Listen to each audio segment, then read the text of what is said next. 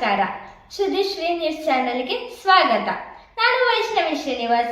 ಭಾರತದ ಪ್ರಜಾಪ್ರಭುತ್ವ ಇತಿಹಾಸದಲ್ಲೇ ದೀರ್ಘಕಾಲ ಆಡಳಿತ ನಡೆಸಿದ ಪ್ರಧಾನಿ ಎಂಬ ದಾಖಲೆಯನ್ನು ಮಾಡಿರುವ ಪ್ರಧಾನಿ ನರೇಂದ್ರ ಮೋದಿ ಅವರಿಗೆ ದೀರ್ಘಾಯುಷ್ಯ ಕೋರಿ ಹೊನ್ನಾಳಿಯ ದ್ವಿತೀಯ ಮಂತ್ರಾಲಯ ಎಂದೇ ಖ್ಯಾತಿ ಪಡೆದಿರುವ ಗುರು ರಾಘವೇಂದ್ರ ಸ್ವಾಮಿಗಳ ಮಠದಲ್ಲಿ ಮಾಜಿ ಸಚಿವ MP ರೇಣುಕಾಚಾರ್ಯರವರ ನೇತೃತ್ವದಲ್ಲಿ ವಿಷ್ಣು ಸಹಸ್ರನಾಮ ಯಾಗ ಹಮ್ಮಿಕೊಳ್ಳಲಾಯಿತು. ಧನ್ಯವಾದಗಳು.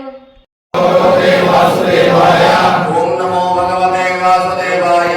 ಓಂ ನಮೋ ಭಗವತೆ ವಾಸುದೇವಾಯ. ಓಂ ನಮೋ ಭಗವತೆ ವಾಸುದೇವಾಯ. ಓಂ ನಮೋ ಭಗವತೆ ವಾಸುದೇವಾಯ. ಓಂ ನಮೋ ಭಗವತೆ ವಾಸುದೇವಾಯ. ಓಂ ನಮೋ ಭಗವತೆ ವಾಸುದೇವಾಯ. ಓಂ ನಮೋ ಭಗವತೆ ವಾಸುದೇವಾಯ. ಓಂ ನಮೋ ಭಗವತೆ ವಾಸುದೇವಾಯ. ಓಂ ನಮೋ ಭಗವತೆ ವಾಸುದೇವಾಯ. ಓಂ ನಮೋ ಭಗವತೆ ವಾಸುದೇವಾಯ. ಓಂ ನಮೋ ಭಗವತೆ ವಾಸುದೇವಾಯ. ಓಂ ನಮೋ ಭಗವತೆ ವಾಸುದೇವಾಯ.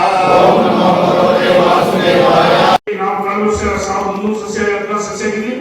ಈ ಬಾರಿ 306 ಸಸ್ಯ ಹಾಕಿದ್ದೀವಿ ಮತ್ತು ಅನೇಕ ಸಂಗೊಳ್ಳಿ ರಾಯಣ್ಣ ಅಪ್ಪಟ ದೇಶಭಕ್ತ ದೇಶಪ್ರೇಮ ಸೈನಿಕರು ಅವರು ಕಿತ್ತೂರಾಣಿ ನಮ್ಮ ಆಸ್ಥಾನದಲ್ಲಿ ಅಂತರ ಪುತ್ಥಳಿಯನ್ನು ನಾವು ನೀವೆಲ್ಲ ಸೇರಿ ಸ್ವಚ್ಛ ಮಾಡಿ ನಮನವನ್ನು ಸಲ್ಲಿಸಿದ್ವಿ ಮತ್ತು ಗಂಜಿನಗಿ ನೀಲುಷ ದೇವಸ್ಥಾನದಲ್ಲಿ ಹೊನ್ನಾಳಿ ಚನ್ನಸ್ವಾಮಿಗಳಲ್ಲಿ ಕಳೆದ ಗುರುವಾರ ಚನ್ನಸ್ವಾಮಿ ಆನಂದೇವರ ದೇವಸ್ಥಾನ ಮತ್ತು ಇಲ್ಲಿ ರಾಘವೇಂದ್ರ ರಾಯರ ಸನ್ನಿಧಿಗೆ ಒಂದು ಅರ್ಪಣೆಯನ್ನು ಮಾಡಿದ್ವಿ.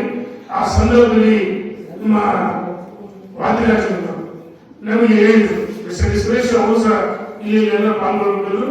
ವಾದಿರಾಜರು ವಿಶೇಷವಾಗಿ ಈ ಹೋಮ ಅವರ ಯಾಗ ರೀತಿಯ ವಿಷ್ಣು ಸಹಸ್ರನಾಮ ಯಾಗ ಕೇವಲ ಮೋದಿಯವರು ಉತ್ತಮವಾದ ಆಡಳಿತವನ್ನು ನಮಗೋಸ್ಕರವಲ್ಲ, ಈ ದೇಶಕ್ಕೋಸ್ಕರ ಏನು ಆಡಳಿತವನ್ನು ಮಾಡ್ತಾರೆ, ಕುಟುಂಬಕ್ಕೋಸ್ಕರ, ಈ ದೇಶದ ಜನ ನಮ್ಮವರು ಪ್ರಧಾನ ಸೇವಕರು ಉತ್ತಮ ಆಡಳಿತ ಅವರಿಗೋಸ್ಕರ ಅವರ ಆಯುಷ್ಯ ಆರೋಗ್ಯ ಭಾಗ್ಯ ಅವರಿಗೆ ಹಣ ಬೇಕಾಗಿಲ್ಲ, ಆಯುಷ್ಯ ಆರೋಗ್ಯ ಭಾಗ್ಯ ಉತ್ತಮ ಆಡಳಿತವನ್ನು ಅಂತೇಳಿ ನಾವು ಒಂದು ವಿಶೇಷವಾದ ಒಂದು ವಿಷ್ಣು ಸಹಸ್ರನಾಮ ಇದು ಬಹಳ ಒಳ್ಳೆಯದು.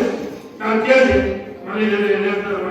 ಇದು ಬಹಳ ಒಳ್ಳೆಯದು, ಪಾಲ್ಗೊಂಡಂತವರಿಗೆ ಒಳ್ಳೆಯದಾಗುತ್ತೆ ಅಂತ ಹೇಳಿದ್ರು. ನಾನು ಈ ಸಂದರ್ಭದಲ್ಲಿ ನರೇಂದ್ರ ಮೋದಿಜಿಯವರಿಗೆ ಅವರ ಆಯುಷ್ಯ ಆರೋಗ್ಯ ಬಗ್ಗೆ ಸಮೃದ್ಧಿಯಾಗಿ ಉತ್ತಮ ಆಡಳಿತ ಕೊಡಿ, ಭಾರತ ದೇಶ